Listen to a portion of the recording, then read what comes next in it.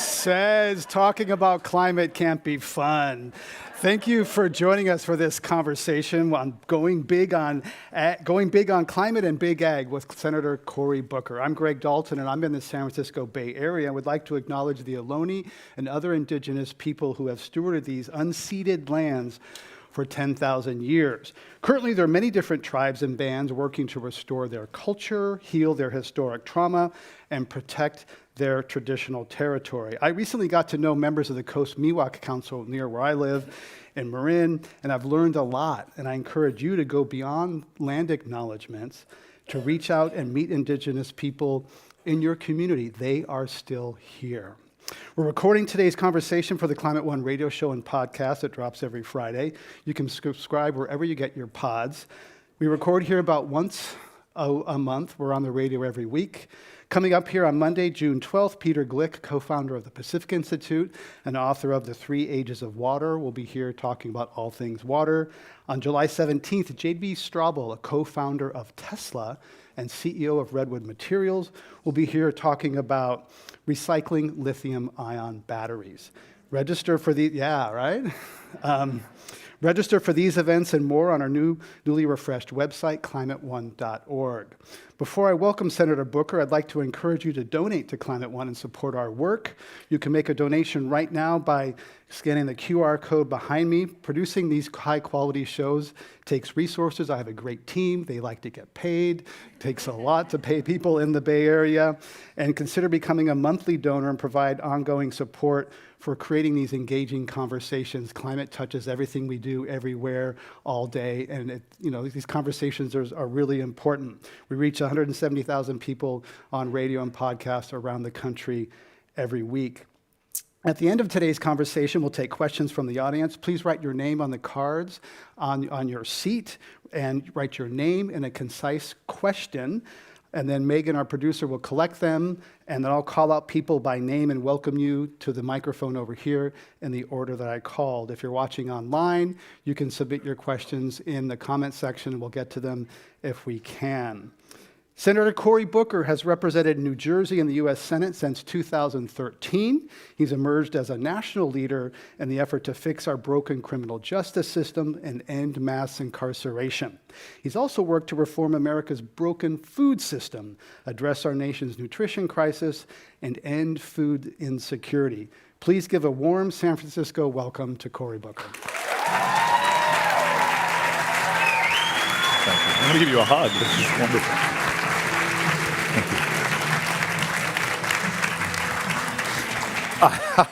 Whenever the walk-on music is Bruce Springsteen, you know. Our producer, Megan's from Jersey. She's very proud. Yes. A very big moment for you. Thank you for that hug. I think the only other person who ever hugged me on stage was, Jane Goodall when it was her 83rd birthday. She's amazing human being. We got her a chimpanzee birthday cake.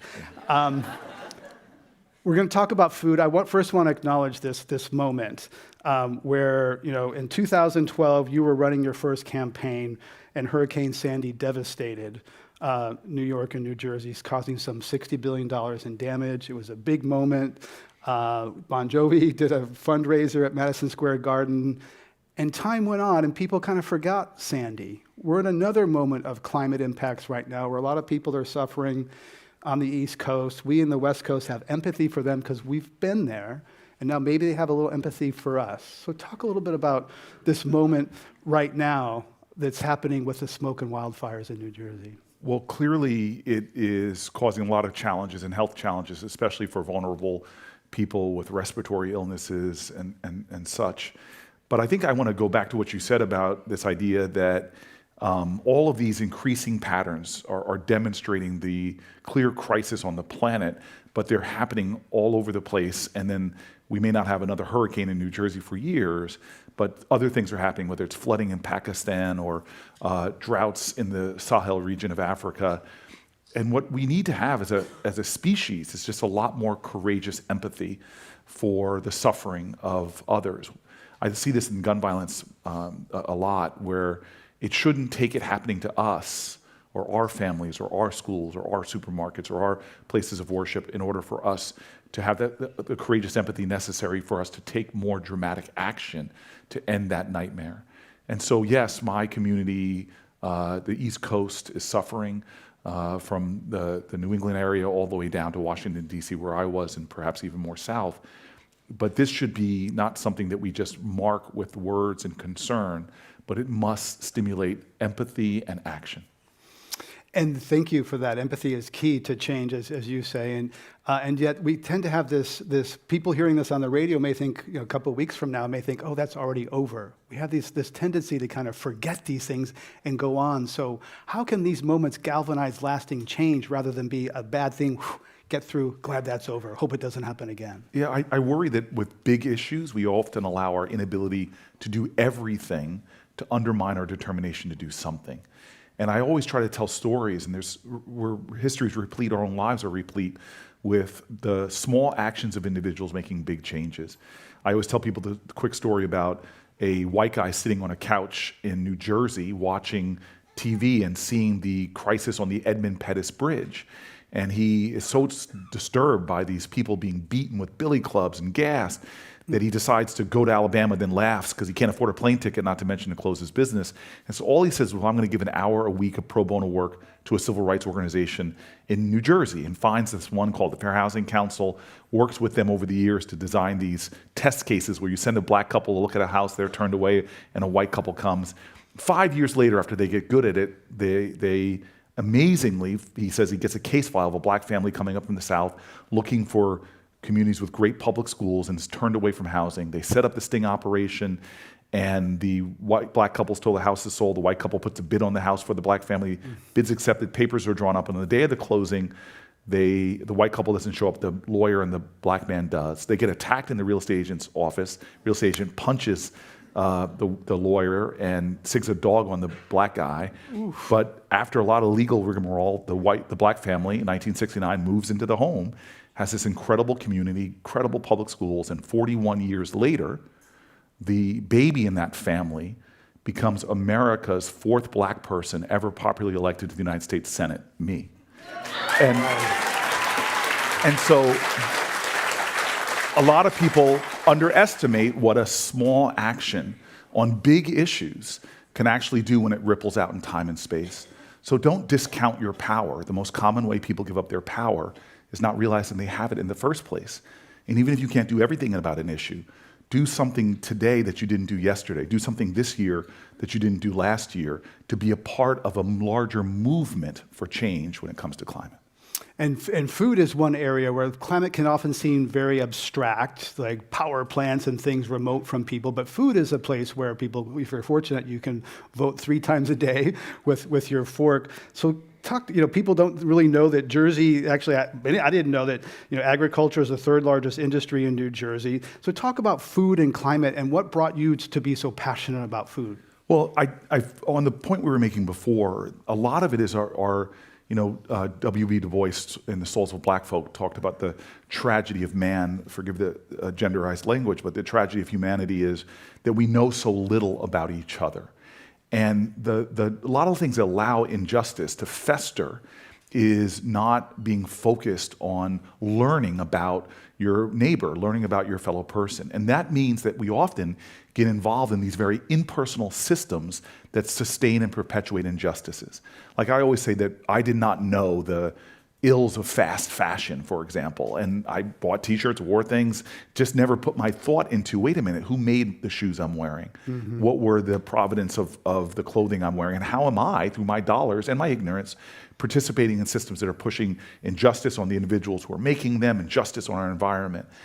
And so for me, I never imagined 10 years ago when I got to the United States Senate that I would be battling, not really battling, but having to ask and maneuver myself to get onto the Agricultural Committee. I just never thought I would do it.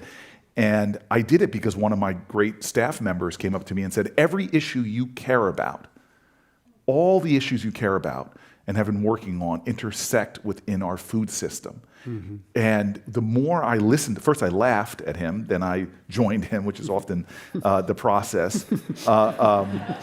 But I thought, you're insane. What do I want to sit on the Ag Committee for? But when we started really looking at our food system, I was stunned to realize how savagely broken it is. Mm-hmm. And the only people it really works for are these big multinational corporations that more and more are controlling everything that we eat. it is a system that's broken for farmers.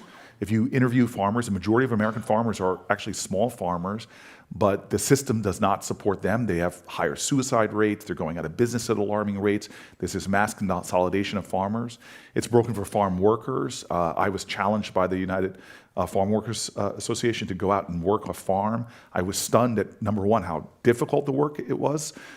Me and Padilla, your senator, were the only two senators to take up their challenge and work a day on farms.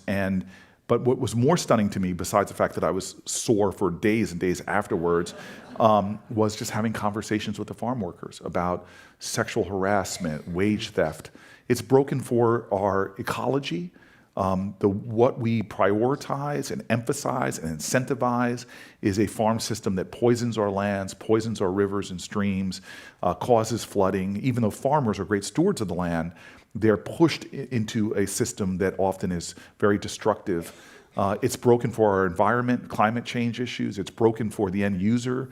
I give this last example of how Americans are trapped in this unjust system because their government is subsidizing all the foods that make us sick. While one part of government tells you half of your diet should be fresh fruits and vegetables, less than 10% of our ag subsidies go to that.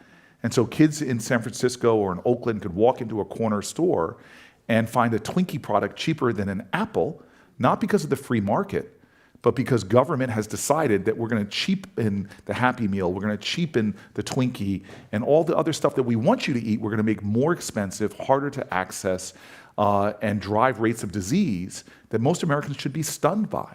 We live in a nation right now where 1 out of 3 of our government dollars, your tax dollars, is being spent on health care. And to pay for health care, where the majority of the things we're paying for are preventable diseases, the majority of them are diet-related diseases.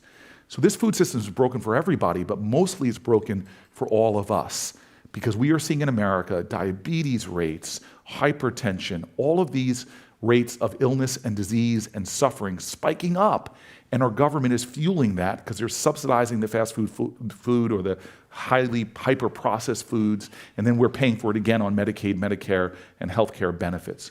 There is a way out of this broken system, and that's one of the reasons why we move to the Ag Committee, start finding common sense, win-win solutions to get America out of this sickness, illness, economic injustice, environmental injustice, climate fueling injustice, as well as injustice for American farmers. Big ag gets us sick, and big farmers there to sell us pills when we get sick. Yeah. Yes. Well, we're at this moment now where talking about this food system, the Farm Bill comes up every 5 years. It is happening now. This is a big, unwieldy thing. What would you like to see in the Farm Bill to make both a healthier people and a healthier planet? You know, there's been some talk about climate-smart agriculture getting into the Farm Bill. It's this big, massive thing. What would you like to see in it? Well, I want to set the stage a little bit. So my team has put out a suite of bills, often endorsed by the Farmers Union, by healthcare groups, by environmental groups, to deal with our food system. Whole suite that involves with everything from composting to food waste to big factory farms, CAFOs, to the overuse of antibiotics in our food system. We decided to put up a whole bunch of bills that can point to the way out. And we want to show folks that it doesn't have to be this way, and there are smart policy solutions that can do something about it. More than this, though, we wanted to go a little deeper and start talking about, unfortunately, the power of big ag in Washington. People often think that the oil industry is one of the most powerful lobbies. I would say that actually big food is more powerful because of their deep influence in the way we draw our policy up on both sides of the aisle. So simply as something that should not be controversial, should be based on science, like nutrition standards or school lunch programs, become these hotbeds of fights for folks that want to continue to push unhealthy food, deeply sugar-filled processed foods, and we're aware of that. So here's this Farm Bill, as you said, that rolls in every 5 years. We have tried to put out bills about the way to go. And what we're trying to do now is have some realpolitik on one hand about what knobs can we turn in this Farm Bill that could get us closer to some of our ambitious goals for health, well-being, climate change, and more. But at the same time, what I think is lacking in every great movement is just that courageous empathy we started with. I'm a product of civil rights activist parents who would tell me that the civil rights movement wasn't a movement of black people for black rights. It was a conscious movement of creating a movement based on our common ideals and our common values. But the biggest obstacle was getting people to understand the crisis in our country that they were participating in and that their silence and inaction was contributing to. So the great thing about these incredible artists of activism in the civil rights movement is they found ways to dramatize what other people could not see. That's why the big standoff with Bull Connor, the big protests that they were able to do, that all of a sudden got people off the sidelines to realize what's happening. So this Farm Bill, I'll talk about the specific objectives we have, but our ability to make the change is really dependent upon the average American understanding that the system is broken and that I can do something, because there is not enough political will yet to make the kind of dramatic changes. So in the Farm Bill, there's a number of different areas where we're trying to turn knobs up. So one of them is this understanding to trust American farmers. They're very good stewards of the land, and they often know that they're doing things that are killing their soil which is rich in biodiversity, rich in the power to sequester carbon, to hold on to water. What's happened now is things that are allowing too much runoff, drought, poisoning their soil. I remember going to meet with a Republican farmer in the Midwest who told me, I used to be able to fish in my creek, I used to be able to drink from my well, but since the CAFO has moved here, I can't do either anymore. And so what we saw when I got onto the Ag Committee is that there are some very small programs in the Ag Committee, things like EQIP, and that have acronyms that I probably can't name every word for, but environmental programs that incentivize farmers to engage in environmental practices that help to create those win-win-win-wins. But they were way oversubscribed. Mm-hmm. So one of the things in the Inflation Reduction Act that my team was able to do was to put billions of dollars into these programs, which farmers rejoiced in, because now they're able to do things like cover crops, rotational grazing, and other things that we know fundamentally can not only help farmers be more successful, but actually can do things that help our ecology and our environment. And so those are the programs we're going after now to say, can we expand certain things? The one other specific example I'll give you, and I could go on talking about the Farm Bill for a long time, but I want you to know this is one example, because a Farm Bill has two sides, sort of agricultural programs, but another big part of the Farm Bill is food stamps. SNAP is the biggest part of it. SNAP. And remember what SNAP is: Supplemental Nutritional Assistance Program. I'm not exaggerating. Coke and Pepsi make billions of dollars annually. Think about this for a second, because of SNAP payments being used to buy sugar water. Billions of dollars. And the correlation between sugar waters and diabetes rates is stunning. And what used to be adult onset diabetes is now proliferating in our children and our families. Half of Americans now are diabetic or pre-diabetic. Stunningly, a quarter of our children are diabetic or pre-diabetic. And so there's some people that think we should go about this by banning the use of SNAP on certain things. That becomes politically fraught. What we want to do is expand the programs that create incentives. So let me give you an example. When I was mayor of the city of Newark, we knew we had a crisis of food deserts all around our city, and we were trying to expand access. We did a lot of different creative things, but one of the things I loved was taking massive plots of city land and turning them into farms. One of them was an entire city block in a very low-income neighborhood in Newark that we turned into an urban farm. I returned to that farm recently to film a documentary, Food Inc. 2, and did not realize as I'm filming it that women would be coming up and wanting to offer their testimony. So I'll never forget these two elder African-American women. One had gut issues that she had $700 worth of prescription drugs to deal with the problems she was having in her gut. Her copay was $100, and then the rest of it was being picked up by taxpayers, these prescription drugs. But as soon as she started sourcing her food from an organic urban farm in her neighborhood, her gut issues went away. The other one was an octogenarian who had diabetes for years, and she has a little now Instagram account about being a vegan in her 80s, but she actually reversed her diabetes completely.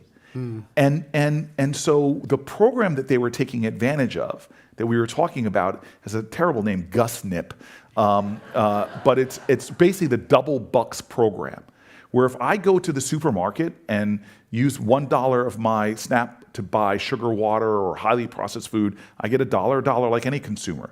But if I go to fresh fruits and vegetable markets, I can get double that. And when I went there, I used $10 to buy an amount of food at this urban farm. I couldn't believe how much food. I put Whole Foods to shame. But then I realized that other people using SNAP payments could double that amount. And so what we believe in, our philosophy right now in this fight, until the consciousness of our country gets higher and higher and higher, and by the way, when you create these points of light, all of us want to condemn darkness. When people create points of light to show the way, it attracts a lot of attention. We want to expand these programs that can show dramatically that we can make a difference in people's lives, for local farmers and others, if we do these things. So we want to expand the GusNip program. We want to expand programs that incentivize farmers in their practices. We're in the Farm Bill looking to do things. Okay, you know what? I may not be able to end the over-subsidization of highly processed foods, but we had a hearing last week in Washington with a local, what they call specialty crop farmers. What are specialty crops in America? Fruits and vegetables. I mean, it's the majority of what we're told to eat. The commodity crops are going to things like ethanol standards in gasoline. They're going to feed, not food, but feed for animals. It's the number one reasons for rainforest deforestation right now is clearing land to grow commodity crops to feed animals. And so what we said is, well, let's talk about why can't people who do specialty crops get crop insurance or other programs that help to sustain the growth of these more regional local farms that actually create more resilient food systems. So that's what we're looking at in the Farm Bills. What dials can we turn up? What changes can we make? What pilot programs can we put in to advance the cause and create more points of light that can begin to cast away the darkness and show people like the North Star the way to go? I want to pick up on one of the bills you mentioned, which is composting, which is something that is done in certain places. Gavin Newsom actually started that as mayor of San Francisco 10 years ago. California now has a law requiring food waste that can't go into landfills, and that can be put on grasslands that creates more forage for cattle, which you may be not somewhat sympathetic to. But talk about composting and how that can create a circular economy so that waste becomes food for nature rather than creating methane in a landfill. Yeah, I got to give a little bit more California love. I'm the son of a California, my mom, and just thank everybody here for Prop 12, which we just won the Supreme Court case fight, which is just about humaneness to animals. And of course, the pork industry sued because they don't want to give pigs a little bit more room so they don't have such a miserable life. But they won with this conservative court, right? Yes, but no, we were able to win the Prop 12 fight recently. Yeah, California won. California won. It's the only time I've ever written an amicus brief to the Supreme Court. Maybe my law professors now will respect the fact that I actually used my law degree. But California's doing so many things that are forcing, because you're 40 plus million people here and such a big, powerful consumer market, when you all make changes, it's hard for those corporations not to have to change their practices nationwide. And I'm really grateful. These propositions on humane raising of animals, these propositions on things like, or these laws you're all passing, things like composting, make such a big difference. And so my team looked at this composting problem, and again, we think that what's lacking in America is a composting infrastructure. And what we're trying to do through our composting law is to create more incentives for state and local communities to shift towards composting. And the power of it, as you alluded to, is that we have first of all, we have a food waste problem. We have another bill all about food waste, but we have a food waste problem in this country that is horrific. About a third of our food is wasted and goes into landfills that create methane, which is significantly more harmful to our climate problem than carbon. And so what we have said is, let's figure out a way not to punish, not to make people complain, my friends on the right, about overregulation, but let's start creating grants and incentives to build out that infrastructure and show, again, points of light of people that are using that composting in such constructive ways, where instead of throwing something away, you compost it and you're actually creating industries, you're creating materials for farmers to use in growing foods. It has, again, this multiplier effect for the investment of a government dollar in the growth of local economies, in the support of local agricultural industries, and more. And so that's what folks lose in this whole thing. And we all, in our language, have to start getting away from falling into the partisan divide. And it's really problematic when you have issues that should unite Americans around common values. And I understand there are big concentrated corporate interests, but when you start having conversations with human beings and started around what our common values are, you can often arrive at policy conclusions that make it hard for the big corporate concentration to go. And so one part there, we're talking a lot about carrots, so whether it's incentivizing people to buy an apple versus a Twinkie, yes, voluntary thing. One thing in the IRA was it's basically a tax bill that rewards people for buying a heat pump or electric car, et cetera. It's not the regulatory stick that Democrats usually wield. Exactly. So, and the Republicans in this recent debt ceiling thing that I don't want to get into very much because I'm kind of sick of it, is that one reason they didn't go after the IRA, because it's tax policy, it's carrots. Do you think the Democrats should learn a lesson from this and use incentives more and less of that regulatory approach that they're so known for? 100%. We have got to find ways, understanding politics. And again, as consciousness grows, more things become possible. Civil rights legislation failed for years until consciousness grew and we were able to get things done. But for now, we have got to be better at looking for win-wins and not falling into our partisan divides. Creating incentives is a good way, especially if I can demonstrate to you, and again, the way the Congressional Budget Office measures things often provides difficulty, but when you can demonstrate that this active action you're incentivizing will help to encourage behavior that provides a greater societal benefit and often a greater economic benefit as well. And we as Democrats need to focus on those strategies and then defend them, because there are interests, like, for example, the billions of dollars we got into climate smart solutions for farmers. That money is being gone after now. In the coming budget battles, they're going to be trying to cut a lot of these wins that the Biden administration got that actually farmers love. I love that Chuck Grassley and I, with a lot of our differences, were able to come together and fight in my early days in the Senate for wind tax credits.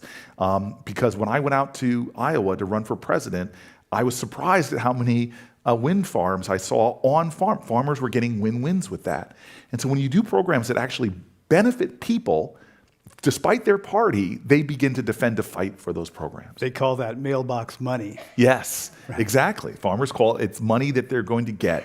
And that's why I have fallen in love with farmers the more I sit with them. Again, Republican or Democrat, they may identify different parties than me, but we share common values. People in my inner city of Newark and farmers in the Midwest, they may have a lot of things that they may seem to divide us, but the lines that tie those groups together are so strong that if we start to affirm those connections, we can overcome the political gridlock.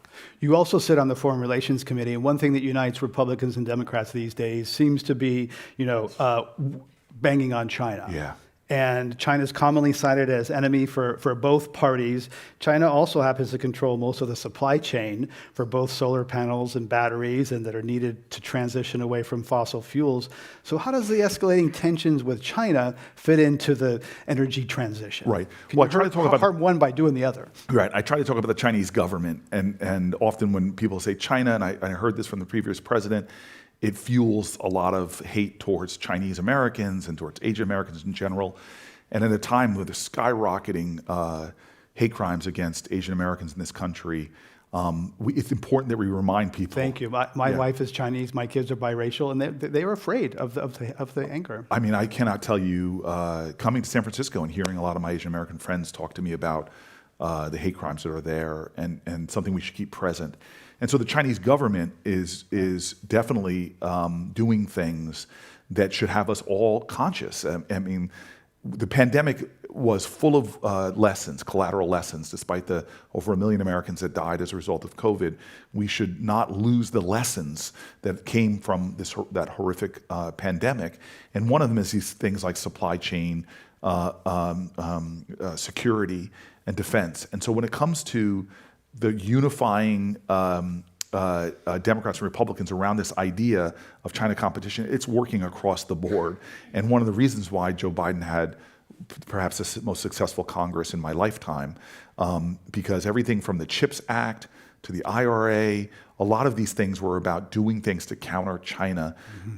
And again, the globalization, we can argue about pros, cons of all of it, but we know that when we create holistic, localized systems that for food and other critical supply chain elements, that we are a stronger, more resilient, and more nationally secure society. And so that is another way that I'm finding alliances with Republicans, again, that people on the right like to often demonize, but from Lindsey Graham to young Republicans like Young, there's this to Mitt Romney. There's a lot of really good alliances going on that are doing things that are going to help our country have greater national security, but also have incredibly inspiring and environmental benefits as well. And Chris Coons and Kevin Cramer, Republican, have a new bipartisan bill on tariffs, which is partly aimed at China to get at that. But race is also part of, we're talking about racial relations in China. It's also part of food, and the USDA is responsible for implementing the Farm Bill, and yet the agency has a real historic problem with racist practices. Last year I talked with John Boyd, president of the National Black Farmers Association. He told me personal stories of his application for farm operating loans being thrown in the trash can by a USDA official who was later found guilty of discrimination but still allowed to keep his job. Let's hear from John Boyd. Yeah, please. We had 2 settlements, but nobody was ever fired. No senior person at USDA or no local person, for that matter, was ever fired for the act of discrimination. And as I organized, the further I went south, Mississippi, Alabama, and Arkansas, Tennessee, Louisiana, the discrimination was more pervasive and subtle, where many Blacks weren't even given a loan application, I was given one, mine was tossed in the trash can and all kinds of stuff that I personally faced. But the further I went south, the more egregious and more blatant the discrimination was for Black farmers. John Boyd, president of the National Black Farmers Association. Senator, your reaction to John Boyd and what the USDA is doing to address its legacy. Yeah, John's become a strong ally of my office. As soon as the Biden administration won their election that got them the presidency, and we saw with the shift in Congress, we immediately went to the administration to try to start doing things that would rectify these specific past harms. And John's one story, but lots of great news organizations around the country have elevated these stories of Black farmers who have been cheated, denied resources, discriminated against. It is stunning. Black farmers used to control, there used to be over 1 million Black farmers in America, proportionate to the population of African Americans as a whole. Coming out of slavery, Blacks returned to the land.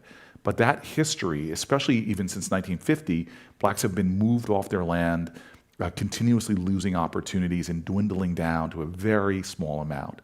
And so I've taken this problem on and won some victories, got court battles that set back, but still have some resources right now in the billions of dollars of trying to help African-American farmers and farmers who've been subject to specific discrimination. But it's still not enough. This is one of the sadder chapters. And when we think about generational wealth in this country, the number of Americans that could trace their family wealth to the Homestead Act, for example, or other policies which excluded predominantly African Americans, it is a very sad chapter that contributes to a lot of the income disparities that we have today. We as a society have to begin to look for ways to, especially when there's a specific measurable harm, to looking at those communities and finding ways to make them whole. It is the very ideal of America to be a nation of liberty and justice for all.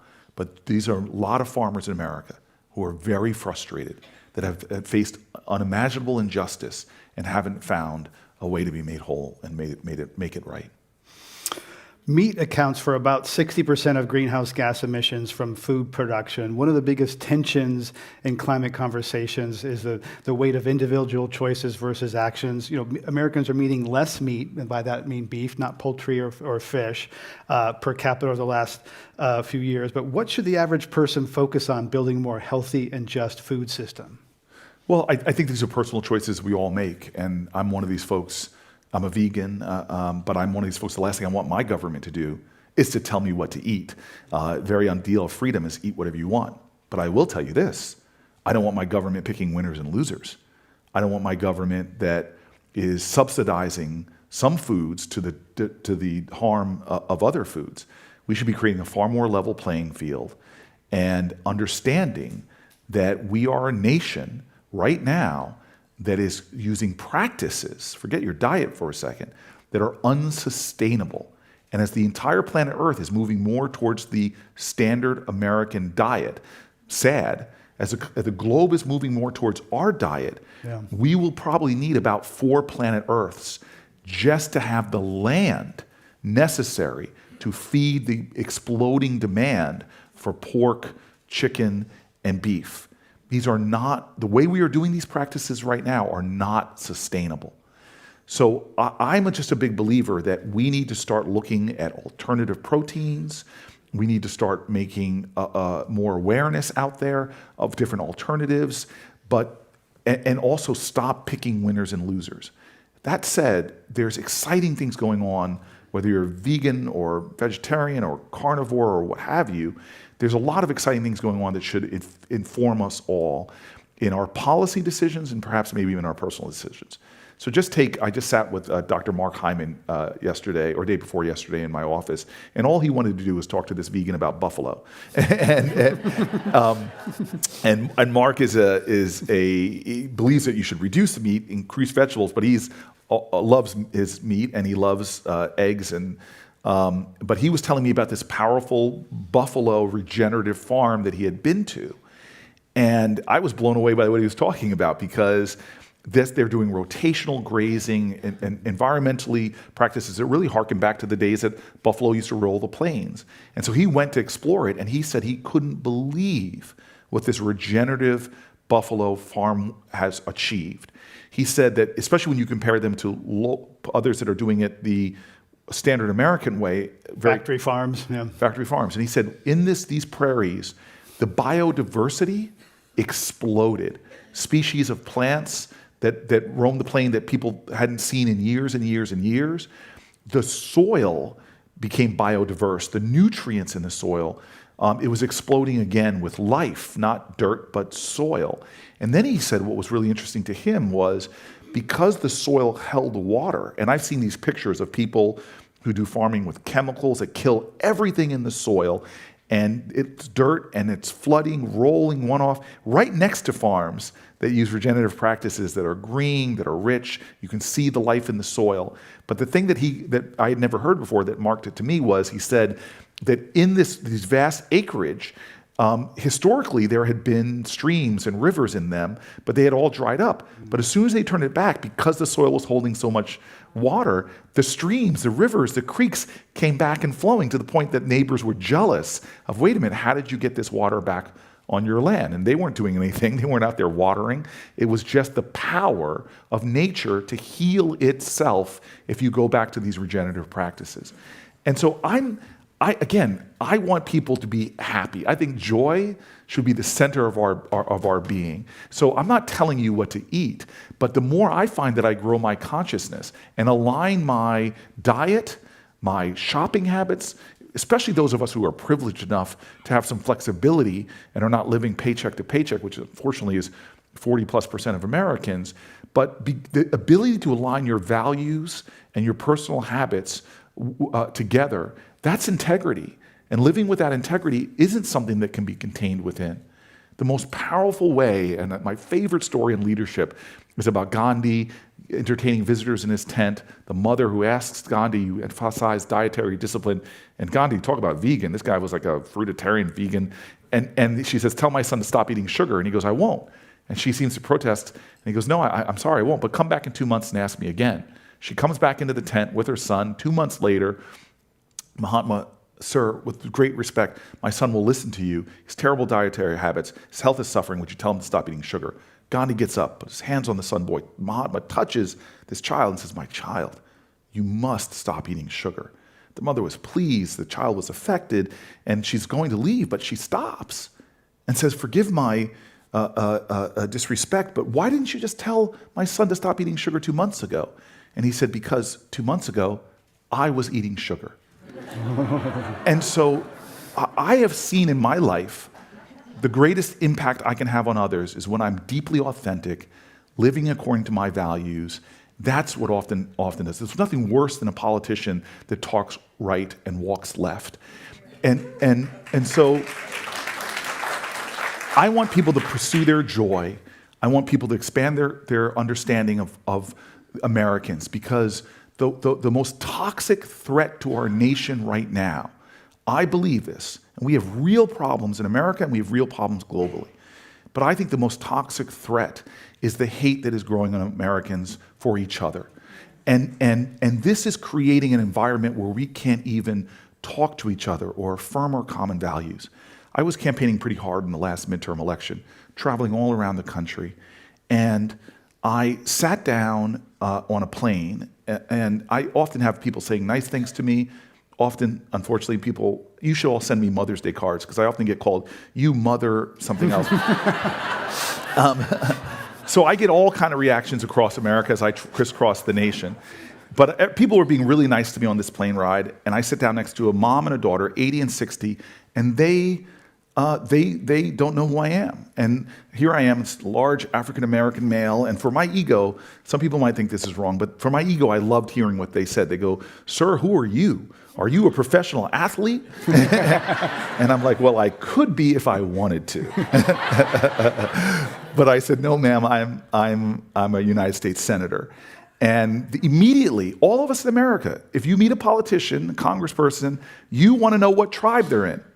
Are they in your tribe, their tribe, or my tribe? The otherizing, the impersonality of that. Where do you stand, with me or against me? Because that, and it's too much, we have a binary world in America.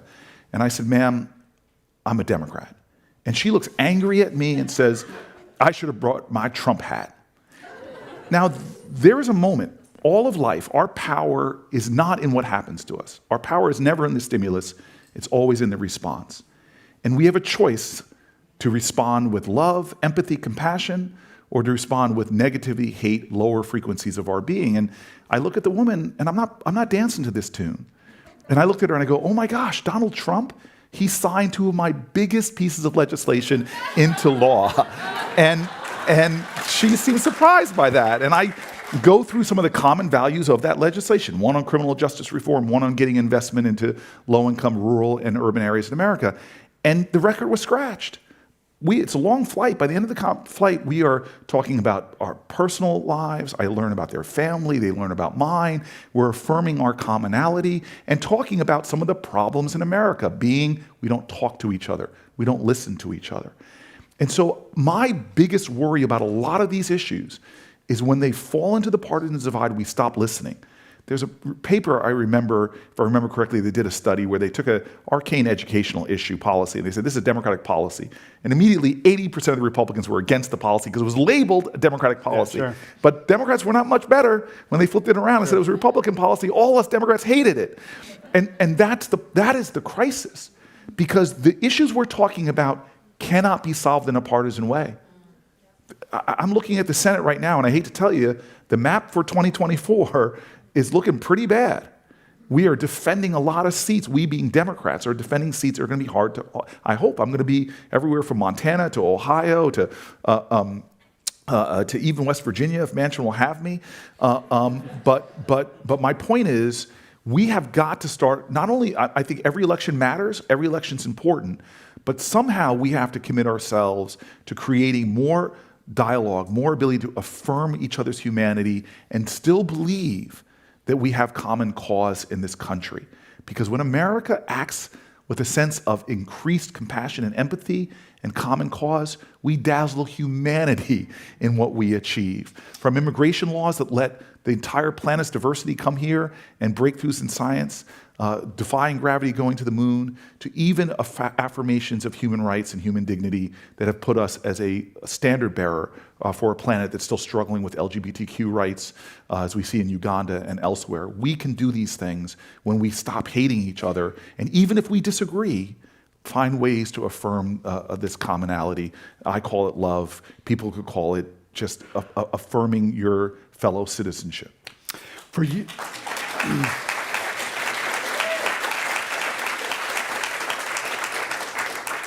for years, we've heard about members of Congress and senators who are worried about being primaried or Tea Partied, and will say one thing in private: I know this climate thing is real, but I'm afraid of Koch-funded primary, that sort of thing. When you're talking privately with your peers in the Senate, can you use your powers of empathy, not persuasion, to change them? How do you connect with your peers? And I'm not asking you to divulge private conversations, but can you, Well, Ted Cruz told me the other day.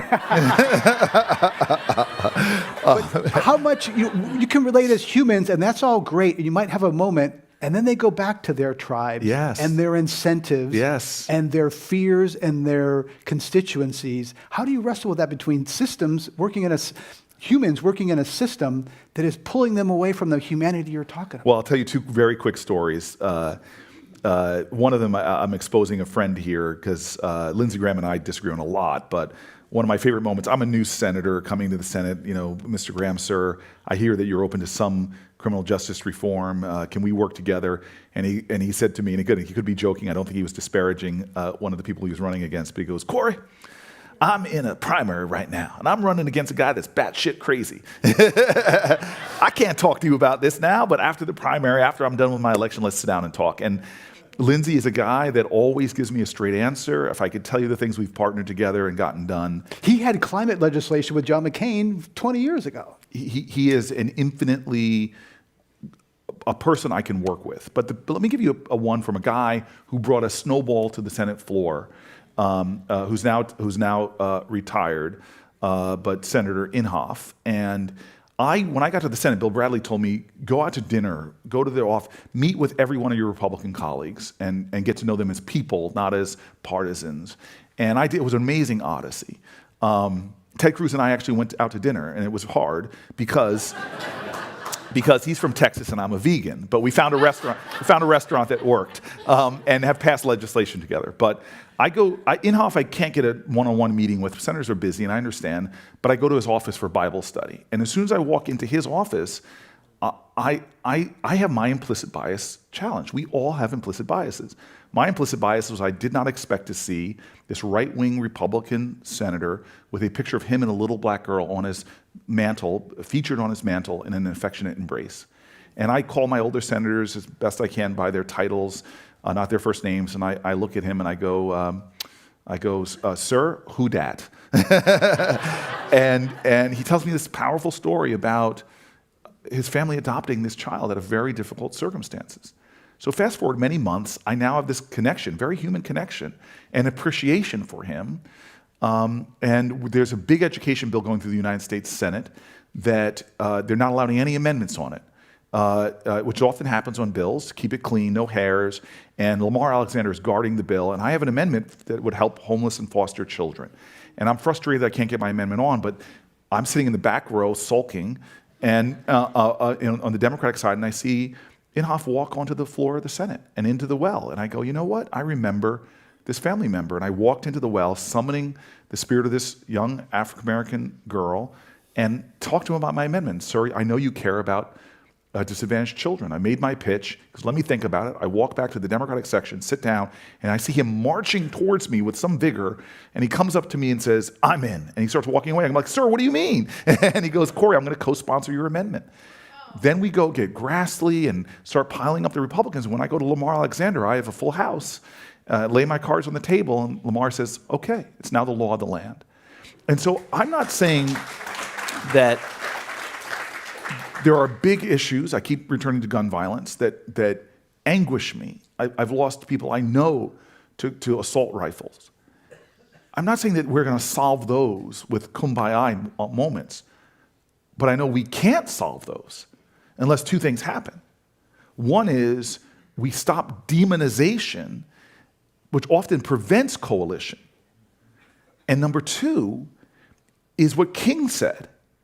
When we rush to demonize the other side, we forget the wisdom of what King said. So what we have to repent for in this day and age is not just the vitriolic words and violent actions of the bad people, but the appalling silence and inaction of the good people. To me, whether it's climate change or gun violence, if you poll these issues, Democrat, Republicans, most people agree with us. But yet there's too many people that are not turning their head and their heart. As Frederick Douglass says, I prayed for years for my freedom, and I was still a slave. It wasn't until I started praying with my feet that I found my freedom.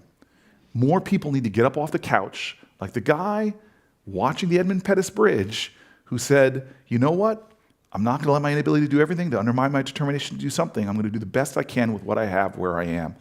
But the key is to do something. This is what we're missing. There are too many people on the sidelines of America and don't realize they're needed to make history and to save the future. When it comes to oil companies have lied and deceived the American public for a long time, in particular executives. And again, like you said about China, it's the Chinese government, not the Chinese people, not every rank and file worker who works in the fossil industry. They hear that and might say, oh, you think I'm bad, and they have that division. Executives, certain companies, particularly Exxon. Some people in the climate and the left think that oil companies, that anything's that's bad for them, anything that's good for them must be bad, that they have to be like run out of business, don't want to deal with them. What's your approach to the villains, which in this case, the industry? You talk about empathy and working with people you disagree with. How do you apply that to the fossil fuel industry? Well, I'll say some things that, Abraham Lincoln said, too much agreement kills a conversation. I am a guy that really believes, because I'm on the Foreign Relations Committee, I see the global context, that Americans are demanding oil. They are.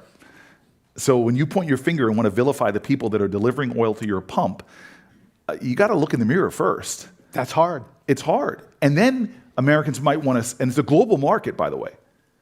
We're not living on the oil that we're drilling here in the United States. We're buying oil from around the world. And we may succeed in stopping some drilling here, but if we're still not doing anything about demand, guess where that oil is coming from? Nigeria. Places that have worse environmental protections. Your oil drilled here has better carbon models than the oil drilled over there. And then these are petro dictators who are engaged in that oil. Is like you're paying blood money there. So let's not be too self-righteous about the problem we have here. I'm a big believer that we need to be fast-tracking our efforts to get the demand for oil lower. Mm-hmm. And this is, and without vilifying, but start to try to expand the promise.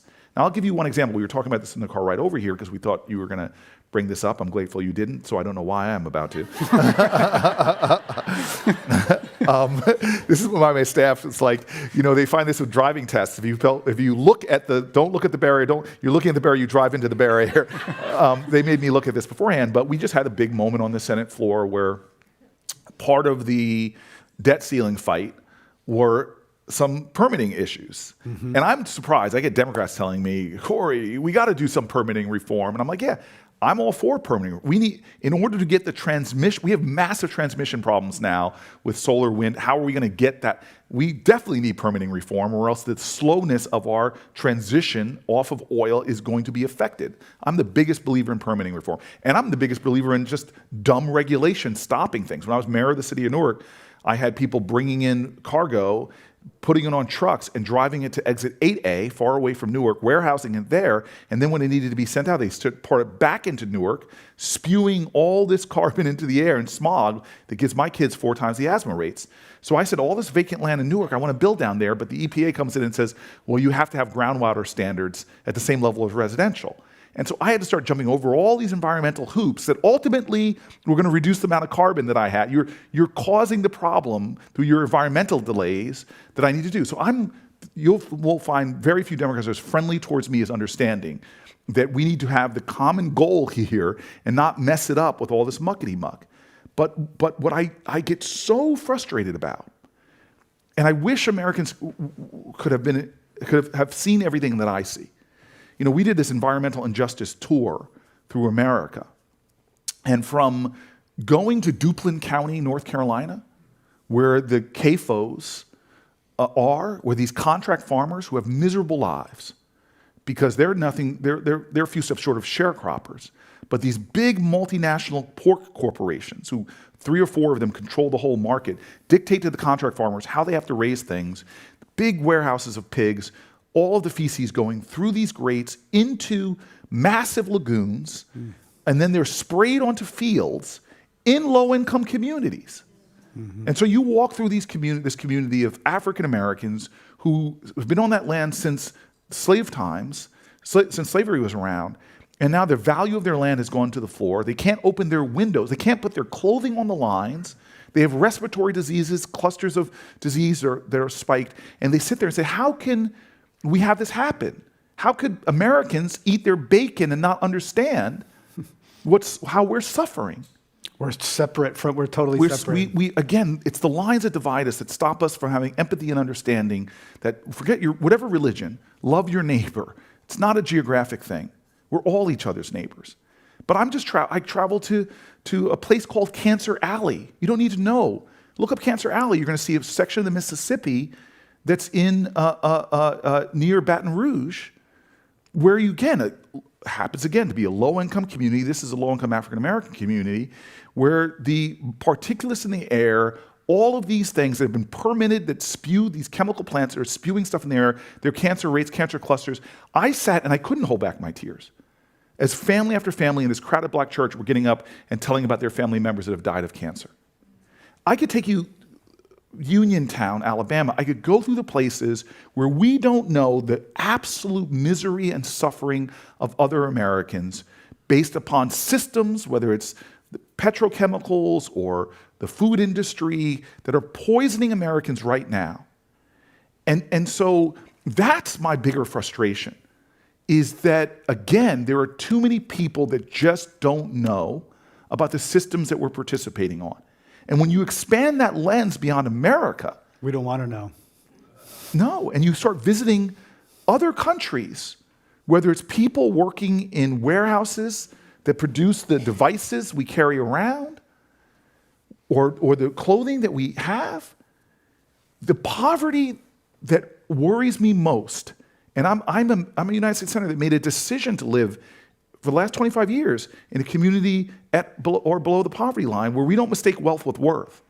I do a lot of economic justice things. The child tax credit, me, Bennett, Brown, others fought for it that helped cut poverty, but we couldn't get it to be permanent. Common sense things to address poverty. I do it internationally. But the poverty that most worries me every day is the poverty of empathy in this world, where somehow we just don't understand the suffering of someone that often is not that far away, that we feel again, it's not about blame, it's about responsibility, that we feel no responsibility in and live in a blissful ignorance of the challenges that are affecting people, Democrat, Republican, they're affecting people, human beings. And until we can close that gap, until we close that gap, we're not going to make the changes we need to make. Thank you for that. I wish more senators had thought that way and talked that way. It is 1:00. You have to go on to our next engagement. We've promised a couple of questions. Yes. I don't know if we have time for a couple of quick questions with maybe shorter answers. Yeah, my staff. My staff. They're always saying to me, "Look at them cheering you in the front row." Yeah, just two. Mary Okioki and Mike Parker. Mary Okioki and Mike Parker, please come to the mic. Quick questions and quick answers. Mary and Mike.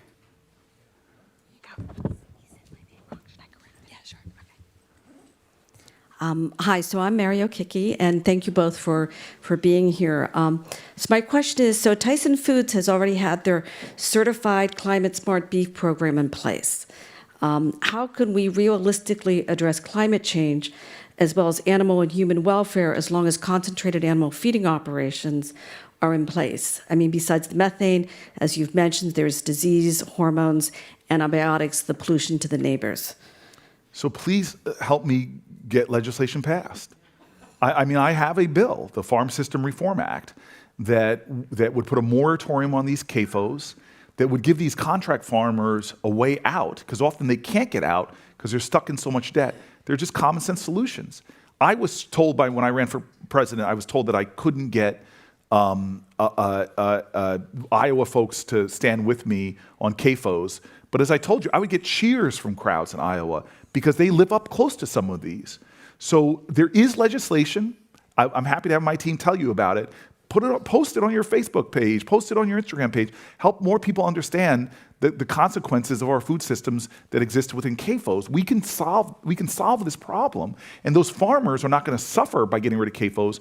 We can incentivize them and give them systems which will make them thrive without these horrific conditions that they're putting animals in, the overuse of antibiotics, which is threatening all of humanity, and what is the devastation it's doing to our ecology. The farmers who sell into that system, the prices, they get squeezed because of the concentration of power. Mike. Hi, good afternoon. God bless you, my Jersey brother, for everything you do. All right. What town are you from? I'm from over by Morristown, not far out. It's outside in Newark. All right. And spent a lot of time in Newark. I met you at Zombieland premiere, and I love you, Cory. Thank you, man. Thank you. Very quickly, I just have, I was an inner city public school administrator and teacher and all in LA, and I'm wondering, how can we better educate? I live in South Central down there, and generally urban areas. How can we better educate our urban folks on climate change and doing better, to help it all together? I will just tell you a quick story. I'm only according to the Wall Street Journal, I'm like the 28th person ever going straight from being a sort of a city mayor to being a United States senator in the history of our country. And during the time I'm running in a state that we're a suburban state. I think African Americans are maybe like 10% of New Jersey. And I go to this climate activist meeting to see if I can get their endorsement. I was running against some great Congress people. And I sit in the room and they're, giving me their introduction and they're about to ask me a question. I'm like, stop for a second. I said, I'm sorry. I still hope I get your endorsement, but I might not after this, but why is this entire room white? Why is there no diversity in the climate movement when urban areas are more impacted by climate change than not? We have a real problem here if we can't translate the urgency of these issues or discuss or listen to people in urban areas and let them help to shape and lead this movement.